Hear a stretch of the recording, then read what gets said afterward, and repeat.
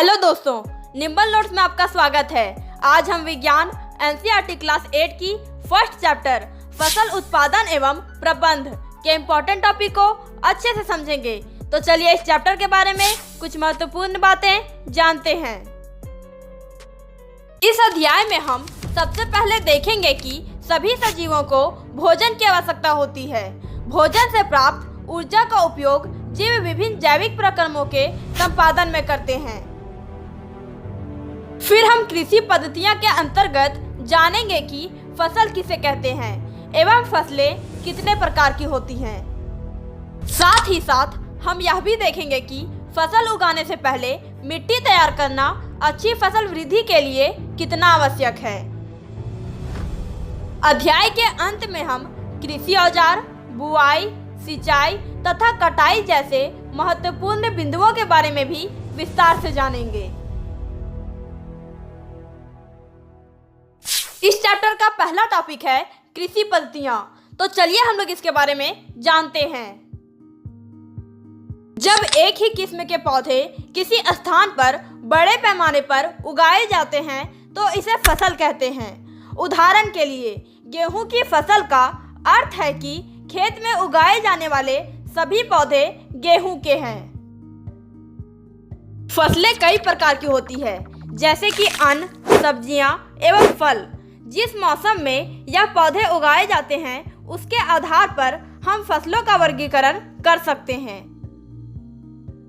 मोटे तौर पर फसलों को दो वर्गों में बांटा जा सकता है, खरीफ फसल और रबी फसल। खरीफ फसल वह फसल जिन्हें वर्षा ऋतु में बोया जाता है खरीफ फसल कहलाती है। भारत में वर्षा ऋतु सामान्यतः जून से सितंबर तक होती है। धान, मक्का, सोयाबीन, मूंगफली, कपास इत्यादि खरीफ फसलें हैं। रबी फसल शीत ऋतु में उगाई जाने वाली फसलें रबी फसलें कहलाती है। गेहूं, चना, मटर, सरसों तथा अलसी रबी फसल के उदाहरण हैं। हमारा अगला टॉपिक है मिट्टी तैयार करना। तो चलिए हम लोग इसके बारे में जानते हैं। फसल उगाने से पहले मिट्टी तैयार करना प्रथम चरण है। मिट्टी को पलटना तथा इसे पोला बनाना कृषि का अत्यंत महत्वपूर्ण कार्य है। इससे जड़ें भूमि में गहराई तक जा सकती है।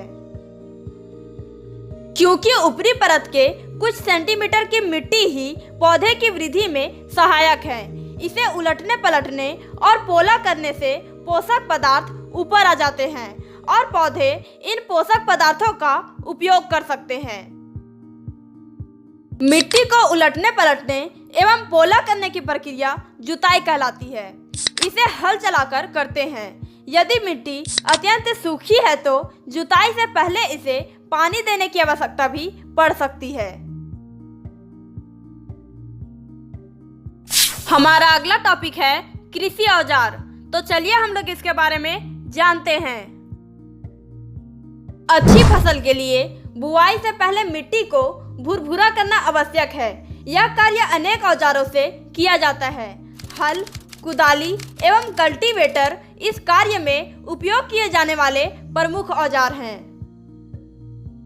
हल प्राचीन काल से ही हल का उपयोग जुताई, खाद उर्वरक मिलाने, खरपतवार निकालने एवं मिट्टी खुरचने के लिए किया जाता रहा है। यह औजार लकड़ी का बना होता है जिसे बैलों की जोड़ी अथवा अन्य पशुओं की सहायता से खींचा जाता है। कुदाली यह एक सरल औजार है जिसका उपयोग खरपतवार निकालने एवं मिट्टी को पोला करने के लिए किया जाता है। इसमें लकड़ी अथवा लोहे की छड़ होती है जिसके एक सिरे पर लोहे की चौड़ी और मुड़ी प्लेट लगी होती है जो ब्लेड की तरह कार्य करती है। इसका दूसरा सिरा पशुओं द्वारा खींचा जाता है। कल्टीवेटर आजकल जुताई ट्रैक्टर द्वारा संचालित कल्टीवेटर से की जाती है।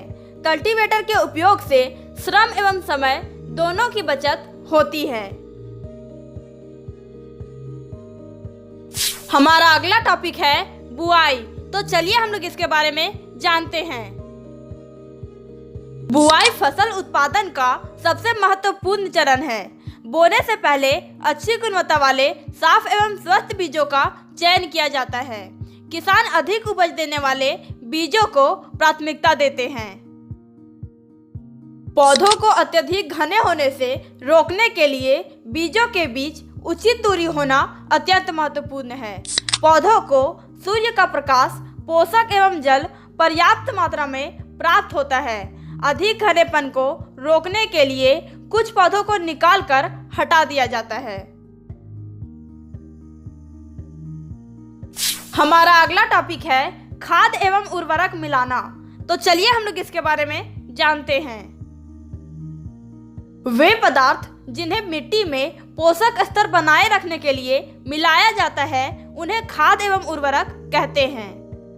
मिट्टी फसल को खनिज पदार्थ प्रदान करती है। यह पोषक पौधों की वृद्धि के लिए आवश्यक है। फसलों को लगातार उगाने से मिट्टी में कुछ पोषकों की कमी हो जाती है। इस क्षति को पूरा करने हेतु किसान खेतों में खाद देते हैं।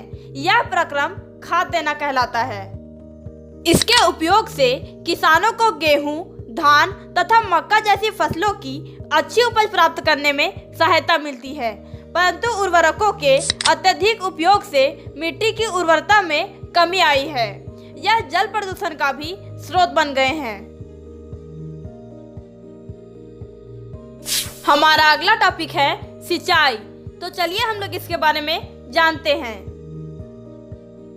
स्वस्थ फसल वृद्धि के लिए मिट्टी की नमी को बनाए रखने के लिए खेत में नियमित रूप से जल देना आवश्यक है। निश्चित अंतराल पर खेत में जल देना सिंचाई कहलाता है। सिंचाई का समय एवं बारंबारता फसलों, मिट्टी एवं ऋतु में भिन्न होता है। सिंचाई के स्रोत कुएं, जलकूप, तालाब, नदियां, बांध एवं नहर इत्यादि हैं। हमारा अगला टॉपिक है सिंचाई के पारंपरिक तरीके। तो चलिए हम लोग इसके बारे में जानते हैं। कुओं, झीलों एवं नहरों में उपलब्ध जल को निकालकर खेतों तक पहुंचाने के तरीके विभिन्न क्षेत्रों में भिन्न भिन्न हैं। मवेशी अथवा मजदूर इन विधियों में इस्तेमाल किए जाते हैं क्योंकि यह सस्ते हैं, परंतु यह कम बढ़िया है। विभिन्न पारंपरिक तरीके निम्न हैं: मोट, चेन पंप, ढेकली, रहट। हमारा अगला टॉपिक है सिंचाई की आधुनिक विधियां। तो चलिए हम लोग इसके बारे में जानते हैं। सिंचाई की आधुनिक विधियों द्वारा हम जल का उपयोग अच्छे से कर सकते हैं।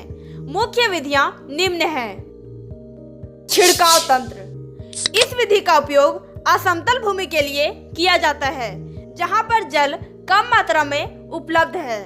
खड़े पाइपों के ऊपरी सिरों पर घूमने वाले नोजल लगे होते हैं। यह पाइप निश्चित दूरी पर मुख्य पाइप से जुड़े होते हैं। जब पंप की सहायता से जल मुख्य पाइप में भेजा जाता है तो वह घूमते हुए नोजल से बाहर निकलता है। इसका छिड़काव पौधों पर इस प्रकार होता है जैसे वर्षा हो रही हो। छिड़काव लॉन, कॉफी की खेती एवं कई अन्य फसलों के लिए अत्यंत उपयोगी है। ड्रिप तंत्र। इस विधि में जल बूंद बूंद करके सीधे पौधों की जड़ों में गिरता है, अतः इसे ड्रिप तंत्र कहते हैं। फलदार पौधों, बगीचों एवं वृक्षों को पानी देने का यह सर्वोत्तम तरीका है। इससे पौधे को बूंद बूंद करके जल प्राप्त होता है। इस विधि से जल बिल्कुल व्यर्थ नहीं होता, अतः यह जल की कमी वाले क्षेत्रों के लिए एक वरदान है। हमारा अगला टॉपिक है खरपतवार से सुरक्षा। तो चलिए हम लोग इसके बारे में जानते हैं। खेत में कई अवांछित पौधे प्राकृतिक रूप से फसल के साथ उग जाते हैं। इन अवांछित पौधों को खरपतवार कहते हैं। खरपतवार हटाने को निराई कहते हैं। निराई आवश्यक है क्योंकि खरपतवार जल, पोषक, जगह और प्रकाश की स्पर्धा कर फसल की वृद्धि पर प्रभाव डालते हैं। कुछ खरपतवार कटाई में भी बाधा डालते हैं तथा मनुष्य एवं पशुओं के लिए विषैले हो सकते हैं।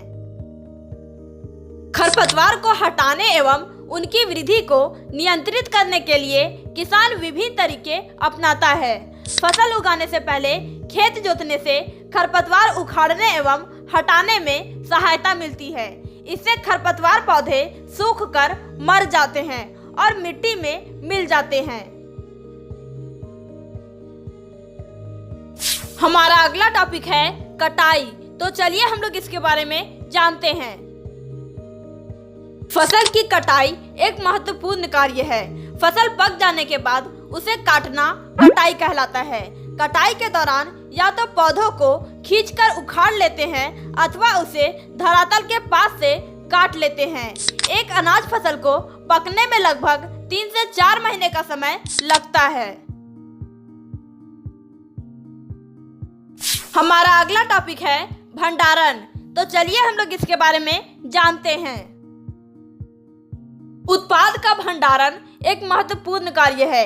यदि फसल के दानों को अधिक समय तक रखना हो तो उन्हें नमी, कीट, चूहों एवं सूक्ष्म जीवों से सुरक्षित रखना होगा।